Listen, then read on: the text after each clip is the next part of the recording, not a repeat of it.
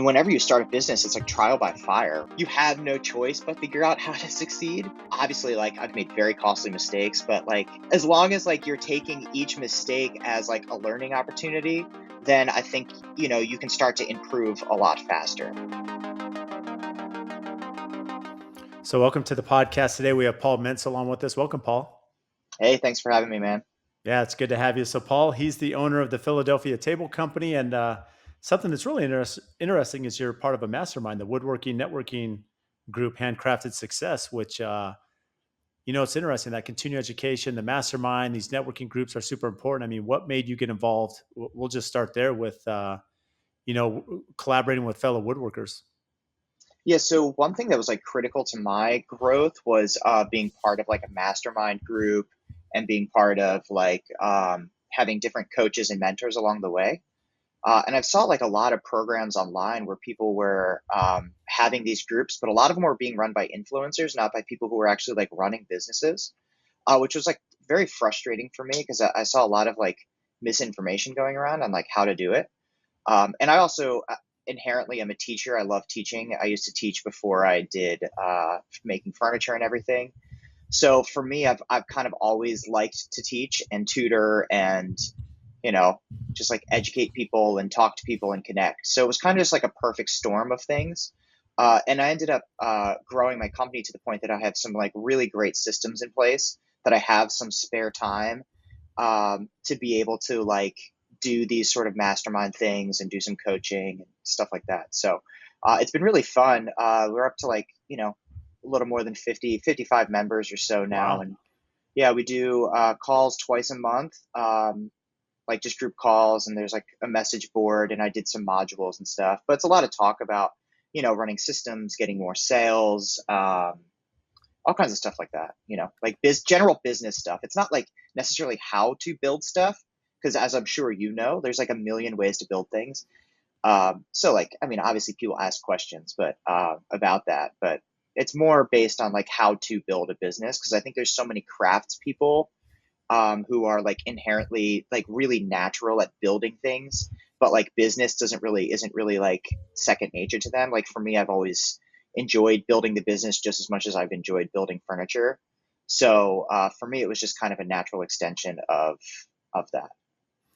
It's interesting because I think when this listen to my podcast, they get tired of me hearing that you're a business owner that happens to focus in you know woodworking or construction. I mean, whatever the field may be. How do you coordinate when you have 55 people in this mastermind group? I mean, that's a lot. I mean, it's not like you have 10 or 15.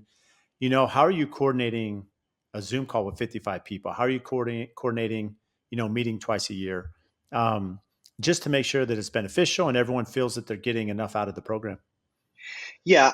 So we're meeting twice a month. You said Or twice a twice a year, but month. Sorry. Yeah. yeah, it's all good. So it's through a platform called School, which is like really helpful.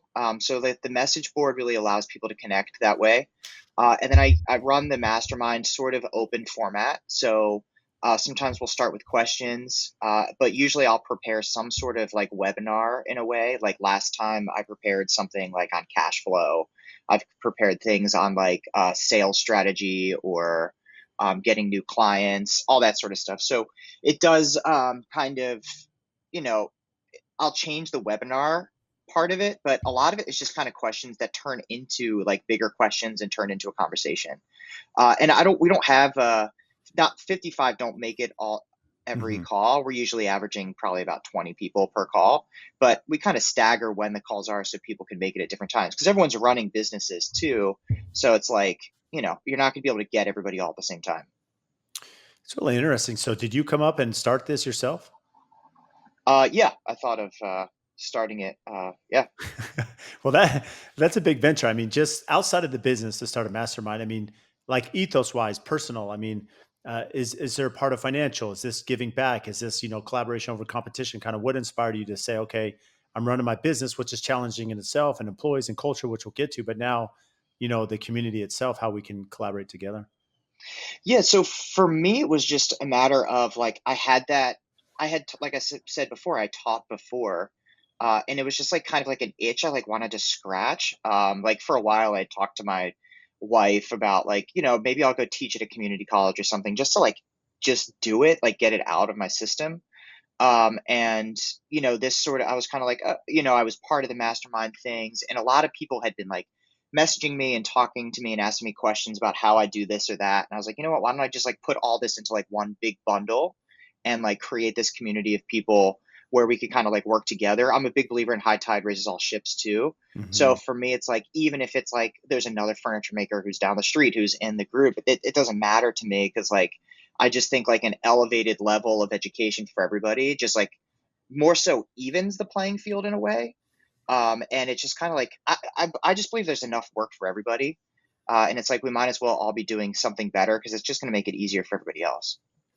Well, it's interesting. I mean, I would imagine that even if you have people in your same neighborhood, city, county, whatever it may be, Paul, that you guys are producing product that's somewhat different. I mean, it's personal, and there's your own flair to it. So, from a competition standpoint, and plus you're selling, I would imagine nationally, not just locally. Yeah, we sell nationally. We're not. I mean, we're like northeast, so we do like regional mainly. But I mean, we have stuff like we shipped something to Bozeman the other day, Florida, Hmm. California, kind of anywhere, Arizona, where you are, kind of everywhere.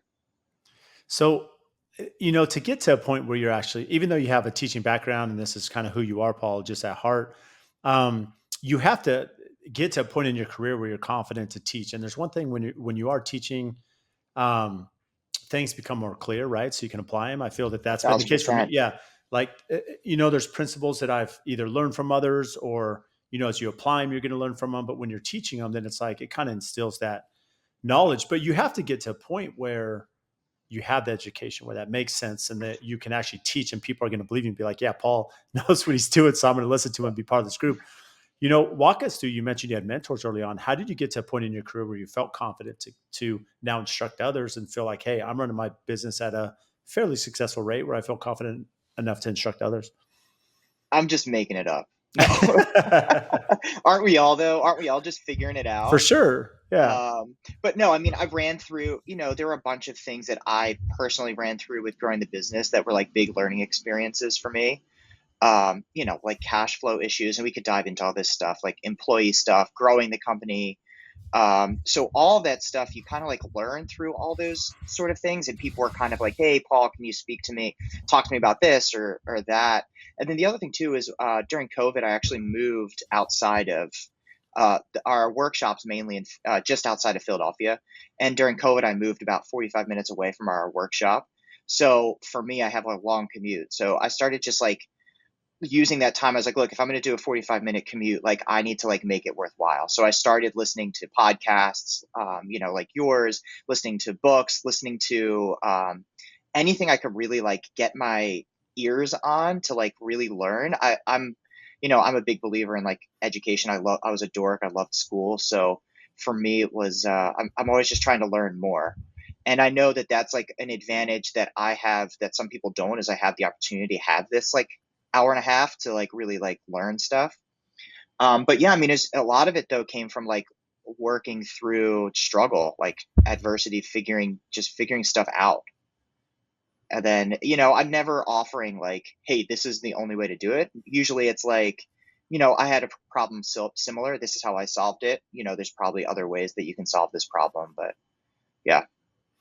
Well, I have to give you credit because just a little preface here to the conversation is I listened to your podcast with Luann Nagera, who's a dear friend of mine. We've Yeah, been she's great. She's awesome. We've been connected, I don't know, 5 years now, probably. She was actually, I think, one of my like first 20 guests I think that I had on the show when I started 5 years ago. Sweet. And so what's interesting is that on that episode with her, you had made a comment to the extent that you're like, in my company, everyone else is like more talented or more knowledgeable or, very Yeah. experienced, like, very open about that. And, I think a very successful entrepreneur or CEO or executive president, whatever your role may be, has, I don't want to say the humility, but at least the understanding to hire good people. They're not threatened by it. They're going to hire people that are very successful. They're going to empower them, let them run. Uh, Especially coming from the education background, I know you have experience as a musician that you could talk about, Yeah. but how does that come in from a business savvy, expertise to say, I'm going to hire people that are really talented at what they do and then build the culture you have now? Yeah. I mean, I've just always been a big believer that like, if you're the smartest person in the room, like get in a new room. And like you're only going to be as good as like the people you surround yourself with. I've always tried to like do a lot of self-reflection of understanding, hey, what are the things I'm like really bad at? Like for example, I'm like a messy desk entrepreneur. Like this desk in front of me is a total mess. But because of that, I knew the operations manager that I had to hire, the foreman I had to hire, had to be super, super Marie Kondo, like type A, type like, filing, cleaning everything away. So it's like the yin to my yang in a way. So for me, it's just like, and then the other thing too is it takes a lot of stress. And I know there's like some people have like the ego thing about they need to be the best at whatever they're doing, but like just inherently, if you're hiring people that are like putting work out for your company, like you have to hire the best people. Like you have no choice but to hire somebody who is better than yourself. Like if I'm hiring somebody who's not as good as myself the entire time, you're going to be ripping your hair out hoping that it goes okay or something. So it's just it's critical, really. Otherwise you're going to be stressed the whole time. Like building custom furniture, it's like if wasn't trusting the people that were making it, then every time there was a delivery or any time it ended up in somebody's home, I'd be like scared that it isn't right. But how do you get to the point from your side, Paul? I mean, especially because your business is very different than mine in a lot of ways. There is some overlap for sure, but you know, you have to get to a point where sales volume equal, overhead and everything else that goes around a company. For sure. How did you get to the point where you're ready to hire? Where that you're performing a volume, that the sales price matches. The gross revenue, the net revenue. I mean, there's hours that go into making these pieces that you're selling, and so there's a lot of logistics there. Yeah, so a lot of it was trial and error. So like, I mean, just like anybody who kind of does this furniture woodworking thing, a lot of guys just you start in your garage. So for me, I started in my parents' garage. And like I started it, like you talked about before, I was a musician as well.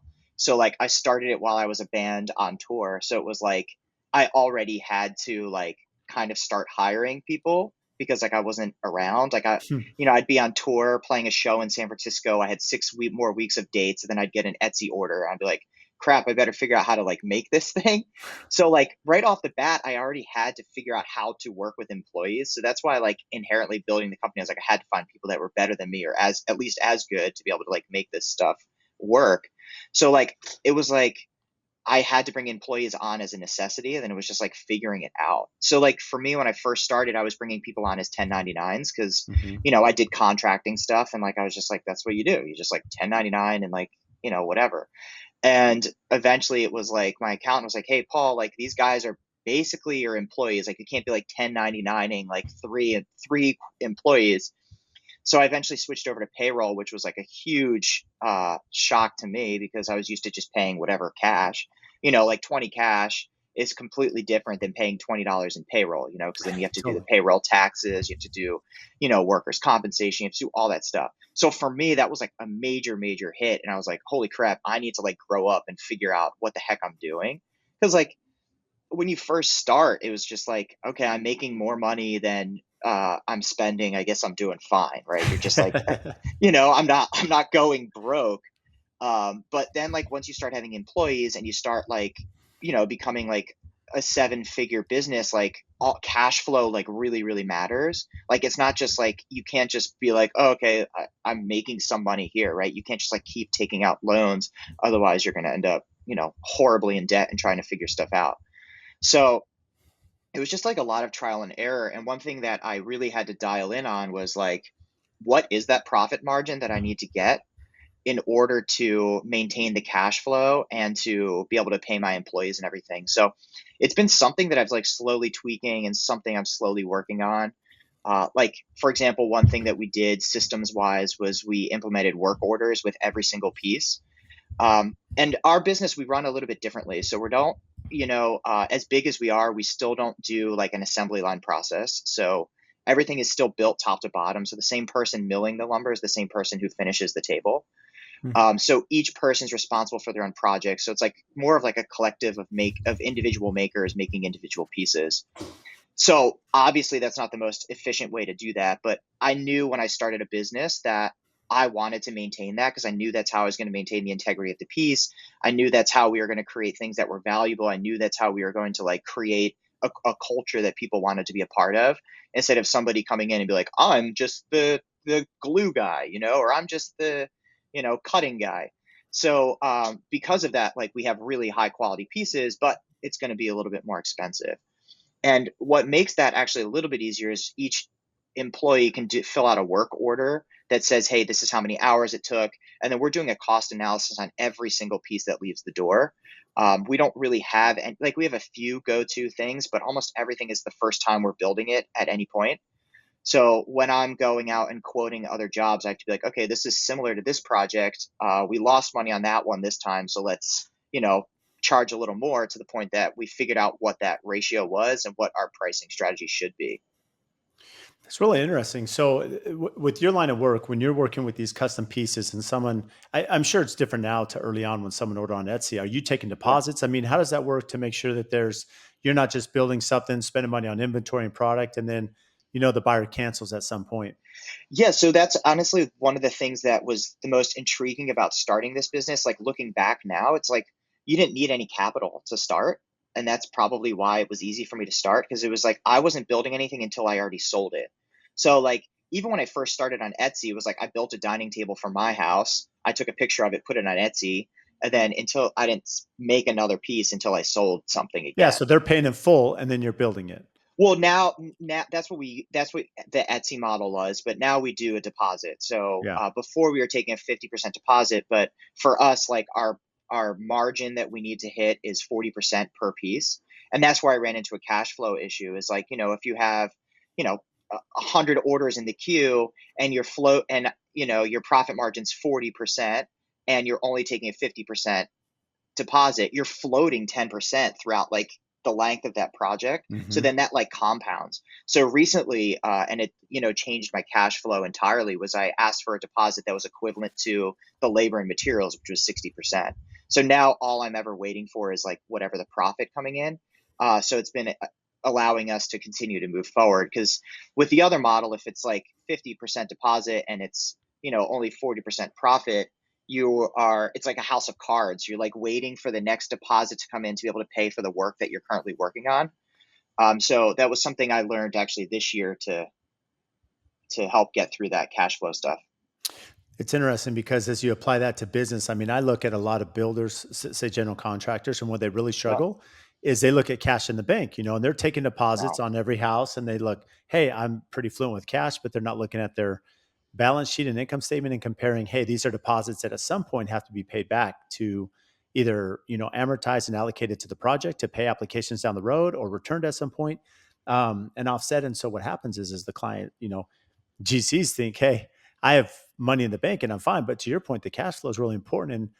And what's interesting about that model saying, hey, if I can take a deposit that covers my material and my labor, if all fails and the client cancels at some point, well, now at least you've covered your costs and now you have the upside to resell the piece. But at least you're not floating that money, as you mentioned, where Yeah. you're upside down. Well, that and some projects take a really long time too. Like especially in the general contact contracting world, it's like some projects could take 6 months, 8 months, and like Hmm. if you didn't get a deposit large enough to cover all that time, you're really in trouble. Like I mean, we have projects, like we don't have things that last that long, but sometimes we'll have something that's like a 2 month long piece, super detail oriented. Like you're paying late. You're basically just floating labor and materials through the length of that project, unless you have the cash to pay for that stuff. Because you're right, it's like you get that deposit in and you're like, holy crap, I'm flush with cash. But then once you start paying all the stuff out, you go, oh God, where'd all the money go? So it's really just like watching that cash flow statement. And then like, again, for me, that something that was so critical was like doing a cost analysis with each individual project. So I like can like, before I would like, wait until the quarter ended or wait until the year ended or halfway through and do my QuickBooks and see what my profit was. But by then it's too late. What can you change at that point? You know? So for me, it's like if you check each individual project, we could be like, okay, we're having a downtrend here. What's going on? Is there something we could adjust within the system? Is there like an employee thing going on? Let's figure out what's going on so we could like self correct before it's too late. So because you're doing full turnkey, each craftsman employee, if you will, they're going to be doing the full, top to bottom, as you mentioned, doing each piece. how are you tracking labor?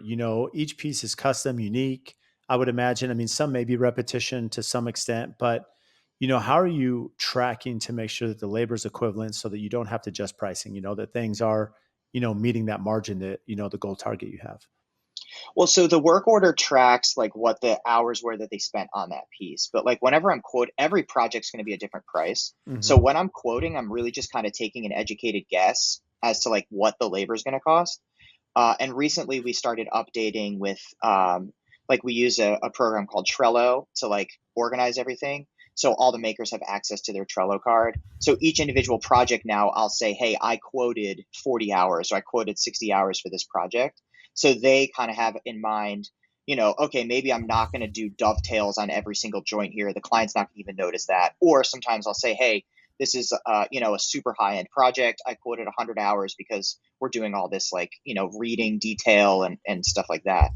So I'm really just making an educated guess, and that's why we do the work orders. So afterwards, I know, hey, was it a problem with me quoting it? Was it a problem with the maker? Were the materials more expensive than we thought? So then I could go back and be like, okay, when we do something like this similar, you know what, maybe walnut has gone up in price, or maybe X employee is working a little slower than they usually do. Yeah. And what's interesting, I mean, I would imagine even for your profession, despite doing a lot of custom pieces, I mean, I would imagine that you're not just purchasing material per piece that's ordered. I mean, at some point you're ordering bulk. I mean, maybe walnut you're ordering in a big amount, or Well, how does that so work? So weirdly enough, and we've explored kind of all the options of doing like kind of bulk ordering. So since we do everything so bespoke, we actually have a deal with a local lumber supplier who actually delivers the wood per project, not like individual per project. So it'll come as like a stack. So it'll be like Hmm. every 6 weeks we'll get maybe 20 projects worth of wood. But like they're almost a partnership with our company, and the fact that my operations manager says, hey, this project is for so and so, and then they mill the lumber for they'll like pull the lumber for us and then just write so and so on the side, and then we know that that's going to be in whatever Jose's queue. So then Jose knows that he's looking for all the wood that's labeled so and so on it. Hmm. And like the reason we do that is because it's like their milling is significantly faster than what we can do. Hmm. They have the machines to do it. And I'm paying my guys like top dollar to be able to like build stuff, right? Like Right. it's outside their skill set. Why should I be paying someone who know to mill things? It's stupid. So for me, as long as like the market can bear that cost, it's a little bit more expensive, but at the end of the day, if I was to order wholesale and then and the other thing too is it's like if you're ordering wholesale and we're doing like a 6 foot table, I know my team is going to go find a 10 foot stick, cut it, and then I'm going to have 4 feet left over somewhere instead of them like pulling through, finding the 6 foot, trying to be as Yeah. cost efficient as possible. So I might as well put that on somebody else. I'm a big believer in like, like we talked about before, hiring people that are better than yourself. So for me, if it makes sense to outsource something, and it's not going to ruin, our company values, it's not going to ruin the integrity of the piece, let's do it, because why not? I think it's really intelligent. I mean, I commend you for that, Paul, because the reality is, especially with your business, there is a lot of people may look at this and be like, yeah, I can, in their mind, they're thinking I can shortcut this by buying in bulk, right? Not understanding that, okay, what's the labor rate for and the equipment that I have to be milling Yeah. it myself? And what am I paying hourly to my craftsmen that are doing it? Because if I can pay someone, even though it's more than market, I don't want to say more than market value, but as you mentioned, as Yeah. long as the market can bear it, it's more expensive than you just buying in bulk, but it's coming cut to size. It's coming where now you could be more efficient internally. There is that benefit where you can be more efficient. You're working with, good vendors, and so many of us in business, either have the shiny object syndrome where you're always trying to pursue something, or maybe you're looking at Yeah. bottom line or Totally. profitability. And Yeah. without saying, I understand my specialty, I know my business. And I think the really successful business owners I've met, they know their business, they know their success, they know the vendors that they're working with, just like you've done, Paul, and you optimize that and you use it to your benefit. Yeah, exactly. I mean, it's like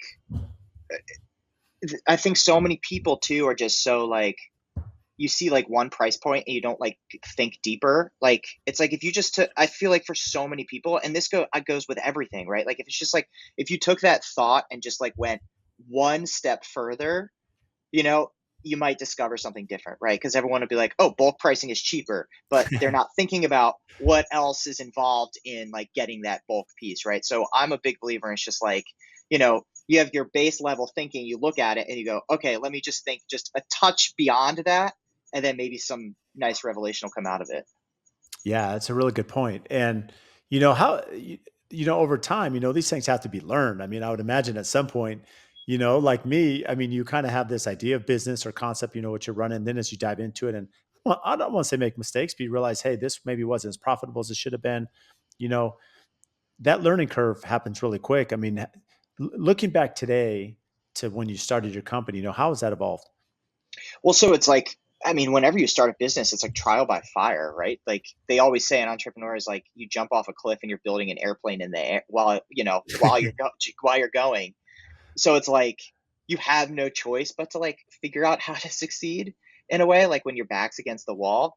So obviously, like I've definitely made mistakes early on. I've made very costly mistakes, but like one thing my dad taught me when I was like a kid, where it's like, you know, if you run over a nail and your tire pops, he goes, okay, well, you got to buy a new tire. That's a $300 lesson and never drive over a nail again. So it's like, as long as like you're taking each mistake as like a learning opportunity, then I think you can start to improve a lot faster. Like we're definitely up to, we have systems and things that are now, that are like a little bit more foolproof, but we definitely still run into problems, but our problem solving strategies just maybe a lot quicker because we go, okay, we've seen something similar to this before. How are we going to change this now? Like how do we pivot here? What do you see from you mentioned some of the problems that come up. I mean, not that you have recurrent issues, but what are some of the challenges do come up, from orders Of and course. building? So like I mean honestly the one of the hardest things, and I'm sure you could probably relate to, is I think like employees and like managing employees and like managing a team is can be really challenging because you're working with like you're trying to create an amazing culture of people, and like I have incredible employees. I don't want to speak illy of anybody, but it's all different personalities being put together and trying to get people to agree on a common goal or a common collective of like, hey, let's all go in this direct, let's all row in this direction, right? And then like every now and then you'll have an employee will like, well, what if I row in this direction? Like maybe that's something. So I think like running into stuff like that is really tough. And then for me now personally is just like a little bit of like the education factor of, hey, why is custom furniture expensive?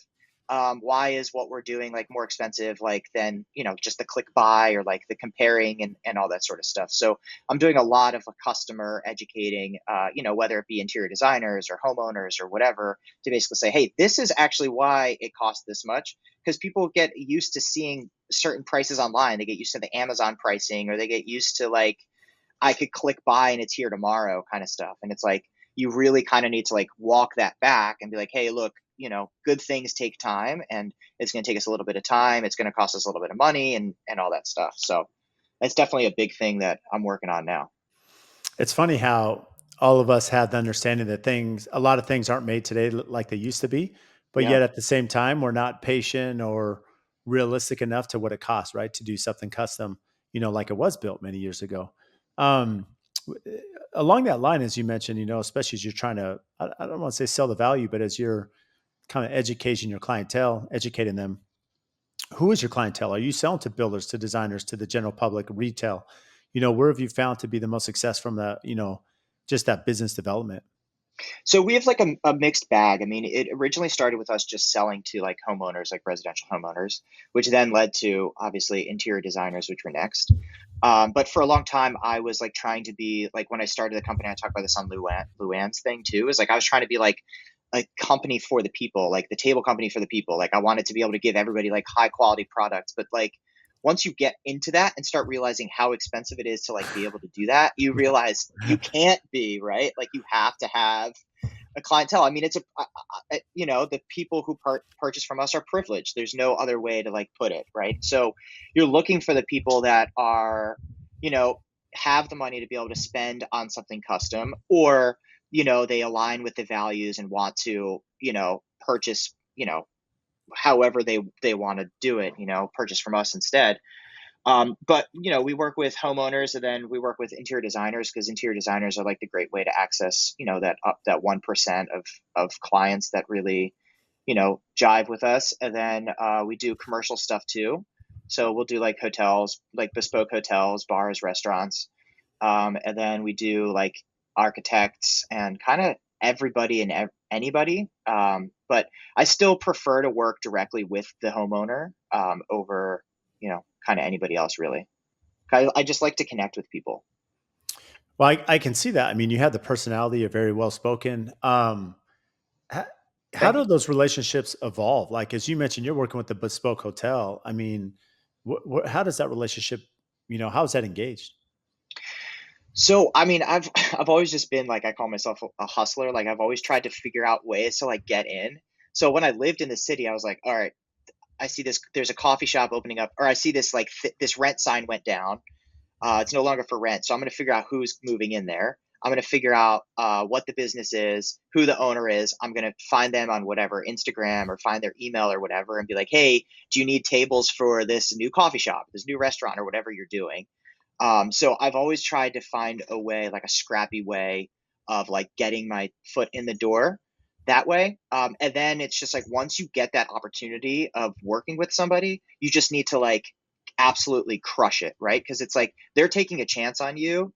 I mean, like the biggest thing, and I talk about this in my woodworking group all the time, is it's like that trust factor. Like you need to build that trust with the client right away. And I'm sure same thing for with you in your business. It's like people are trusting us to do something for them. They're giving us a deposit.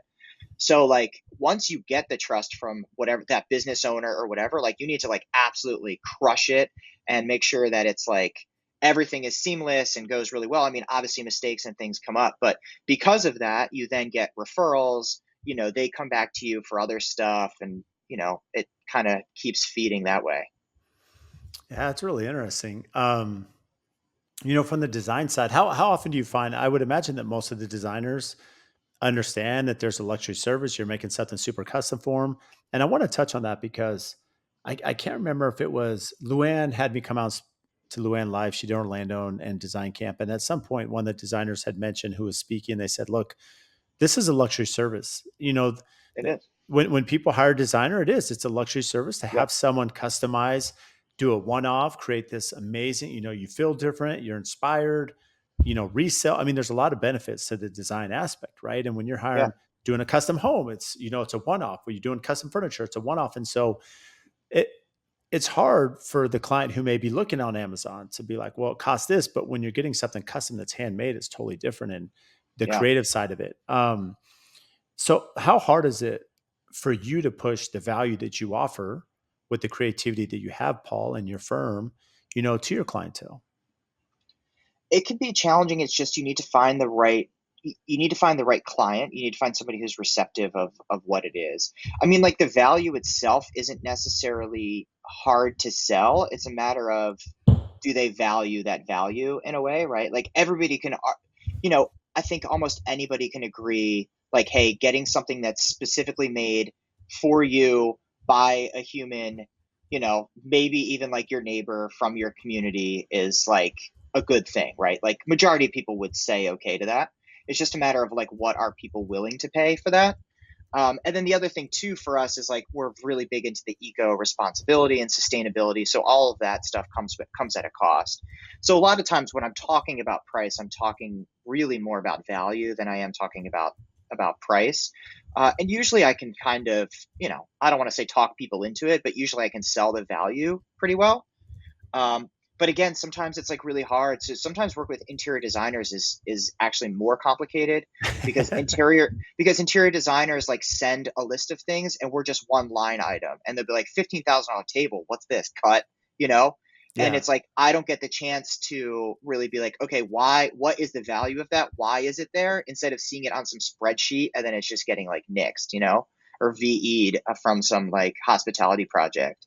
So that's why I personally like to work with the homeowners specifically, or with the designers that are really good at speaking to what our value is. Because for them, the interior designer, it's a perk for them, because they could say we charge just net pricing, so they could charge double or triple whatever they want, and they could be like, hey, this is handmade for you.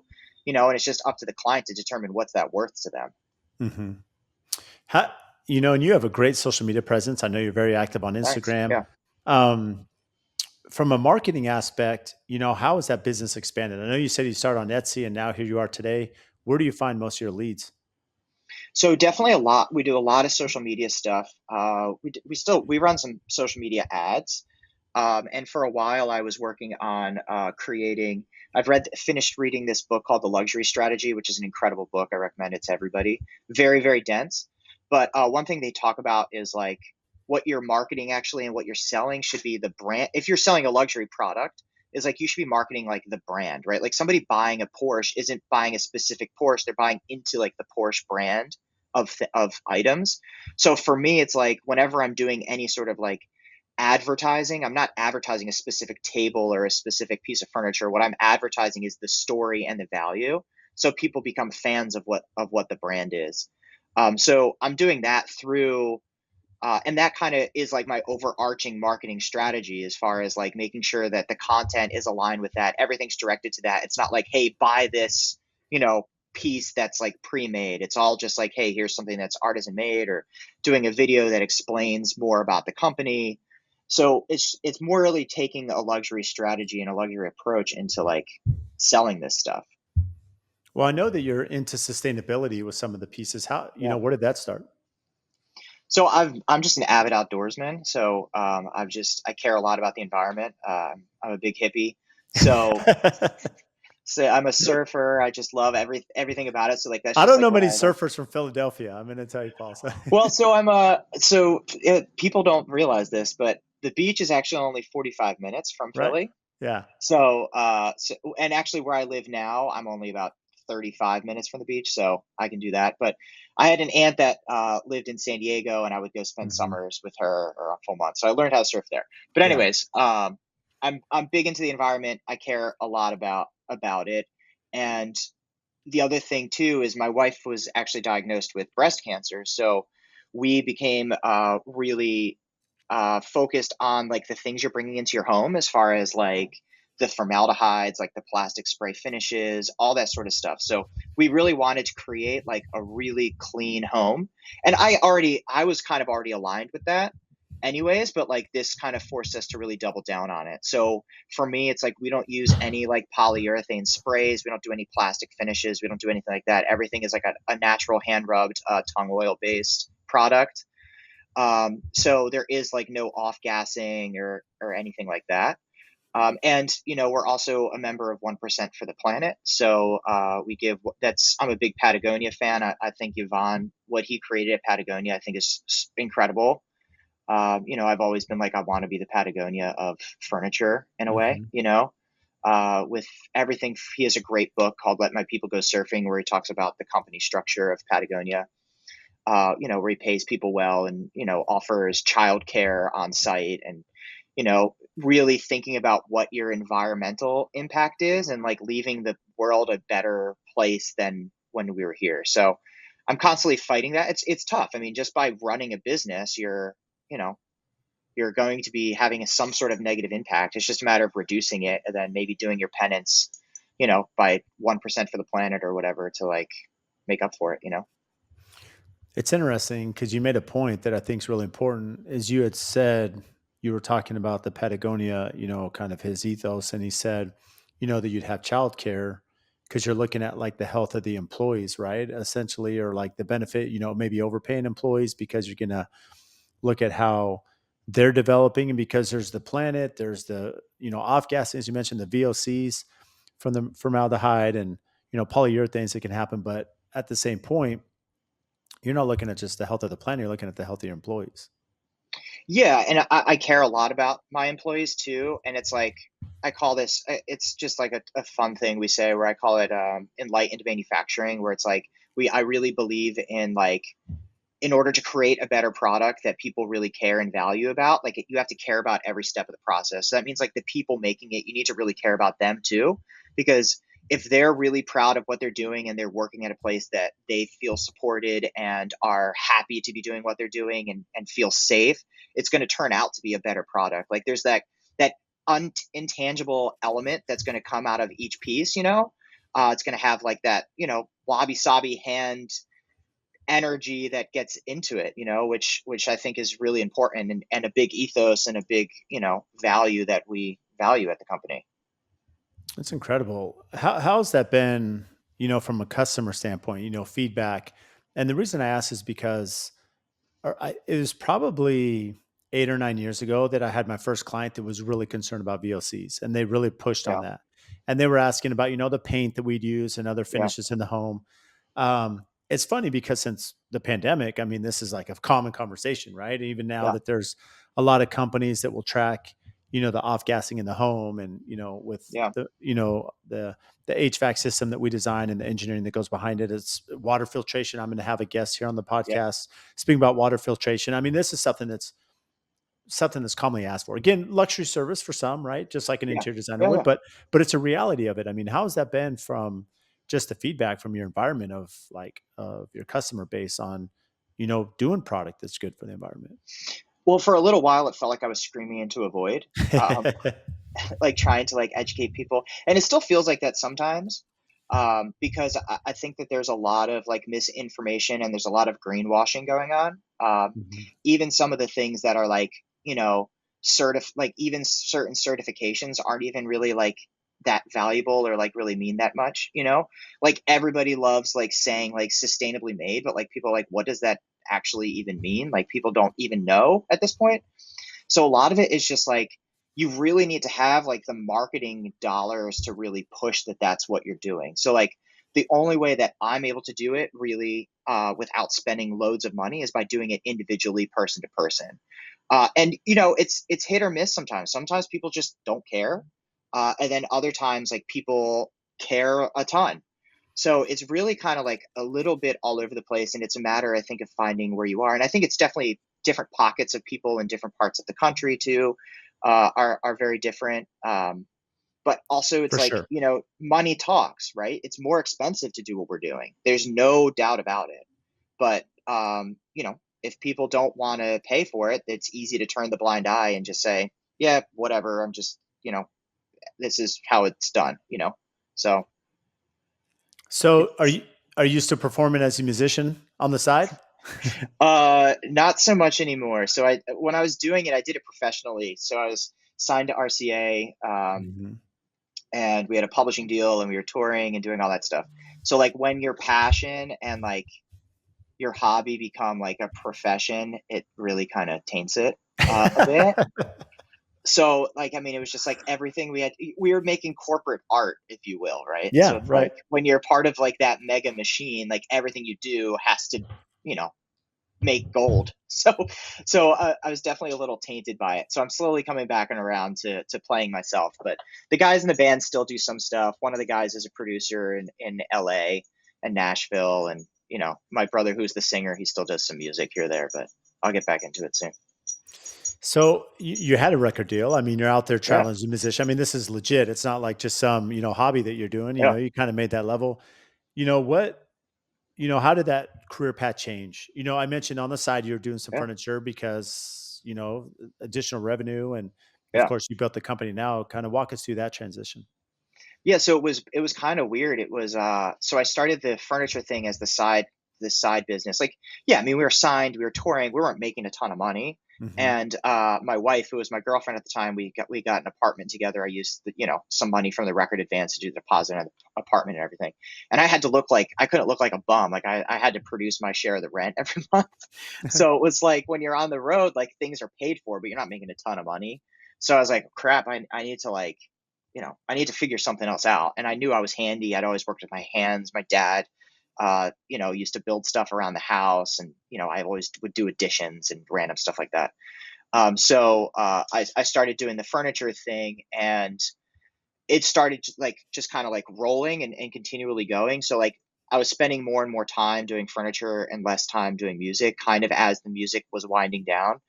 We ended up getting dropped from our label, and we were still doing some touring and still recording a little bit. But it was kind of like as that was going down is really when, and it's interesting because like a lot of people like to say, hey, you can have like a side hustle and it will do well. But what I really came to understand is like what you actually focus on is the thing that's going to end up really growing.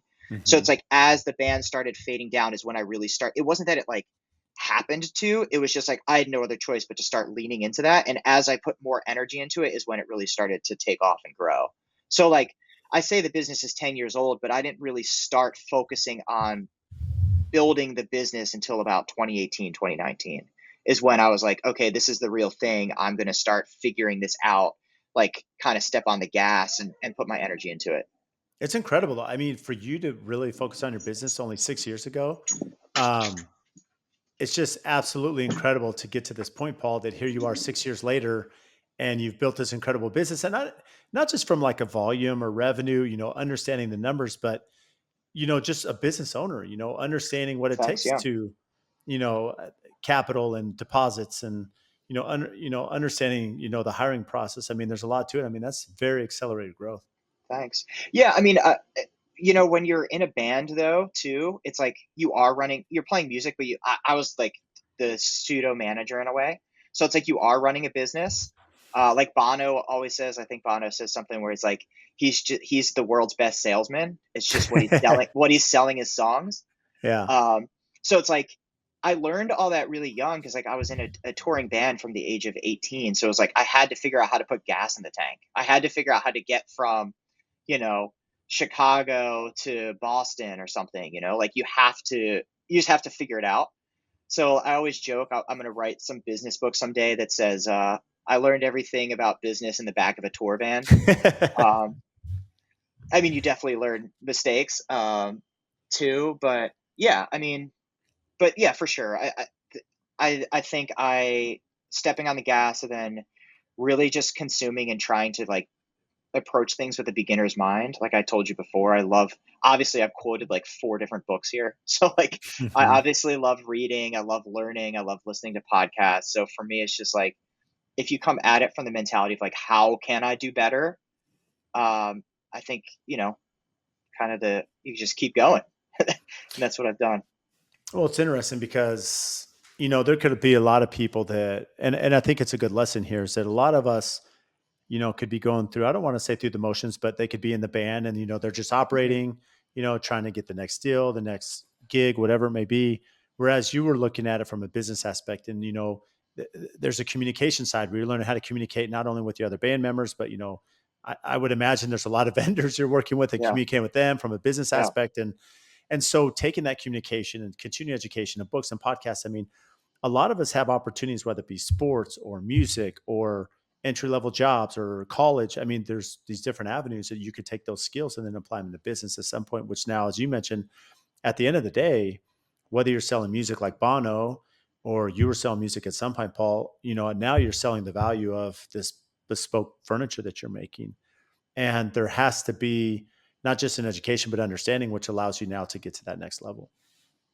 yeah, yeah, for sure. I mean, it's just I don't know. Like again, like I said, I think like the biggest part of it is just like accepting that you don't know everything and like bringing people in who are better than you, like not being afraid to like like I said, something critical to my growth was like working with mentors and like masterminds and like learning from other people and seeing someone who's successful and asking them, hey, like how did you get to where you are? I'd love to hear your story. I'd love to like learn from you. So I've always been just like really fascinated in that kind of thing. So it's there's always more for me to learn.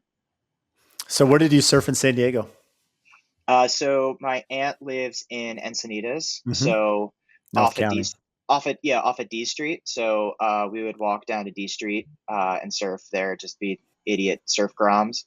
Um, and we'd hit Swami's. But then when we were old enough, when I was like 16, me and my brother and my one friend would always go out with us. We would borrow my uncle's truck and just drive up and down the coast, hitting all the spots from Trestles to Huntington Beach, Yeah. and kind of doing all the spots. So I would work so hard like through June, July as a landscaper, Hmm. out just like digging holes and like mulching yards. And then August was always slow because it's like too hot. There's like not much to do, and then it picks up again in the fall.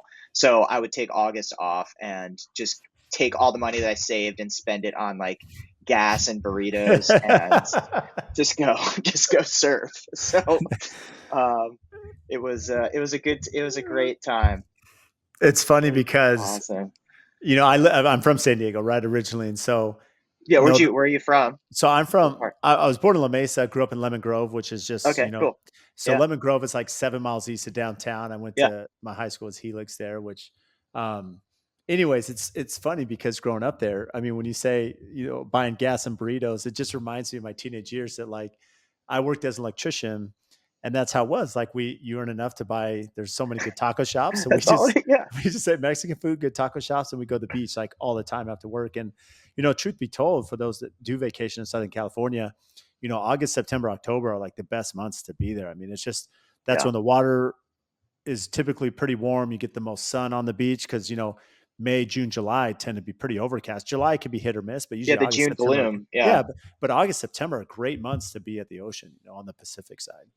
yeah. I mean, it was awesome. I loved it there. I was always like, you know what, I'm going to move there someday, but maybe still at some point. But it's getting pretty.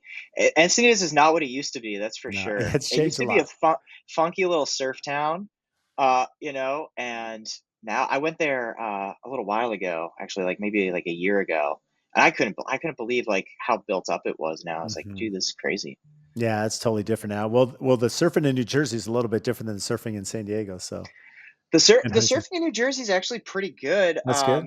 especially going into like right now, hurricane season. Hmm. We get some pretty good stuff. Summer is pretty slow, but other than that, you could get a good 3 to 4 day. Maybe like once a week or so. That's good. So Yeah, yeah, that's that's not plenty. bad. Yeah, that's plenty of rep out there. That's awesome. The water's warmer It's much too. warmer. I know. Much warmer. But then you also get those extreme winter swells, which when I was younger I would do it, but not anymore. If I have to put a hood on, screw Yeah. that. I'm not. I'll go skiing instead. That's funny now that I'm older, I cold plunge now, so I've gotten used to the cold water, Oh which yeah, is so it's a I'm a cold plunge guy too. yeah, so it's been great doing the cold plunge for a year because, but years ago I'd be like, I'm fine. I'll just go to Hawaii and get in the water. I don't need to get in San Diego. It's too cold in the Pacific, in San Diego, but Yeah. they're But kind of even cool. still though, the cold plunge is very different than like surfing in cold For water and like going sure. out in cold water because the cold plunge is like very intentional and you like know you're getting out, but like there's just something about getting in like cold water to surf and you're like, I'm gonna be in there for minimum half hour, 45 minutes. Just like, I'll just do the cold plunge for three. Yeah, I mean, now I didn't do Navy SEAL training. I've had a lot of peers that do it, but they'll sit in Yeah. full gear on the shore and sit in the shore break and just lay in the sand, and that sand and that cold water waves will come hit you, then go Yeah. away.